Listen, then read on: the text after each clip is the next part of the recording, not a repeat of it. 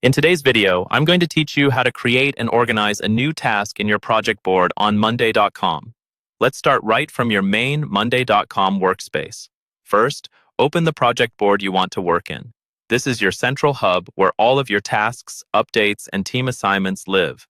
Make sure you're in the correct project because everything we're about to do will be saved to this specific board. Once the project is open, look for the view called Main Table. This is usually the default grid-style view where you can see all your items in rows and columns. Click on Main Table so you're working in the standard layout. This view makes it easier to see all the task details you're about to create and organize. Now, we're going to add a brand new task. Find the option labeled New Task, typically at the bottom of your existing item list or near the top as an Add button. Click on New Task. This creates a fresh row in your board where you can define exactly what needs to be done. In the new item that appears, click into the task name field and type in Highlight. Think of this as the title or main label of the task. Use a name that is short but descriptive, so anyone on your team can quickly understand what this task is about when they scan the board.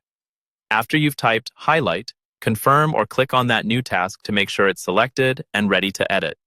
This lets you start filling in additional details in the columns to the right, such as owners, dates, and statuses. Next, move over to the Person column. Click in that cell for your new task. This column is used to assign responsibility.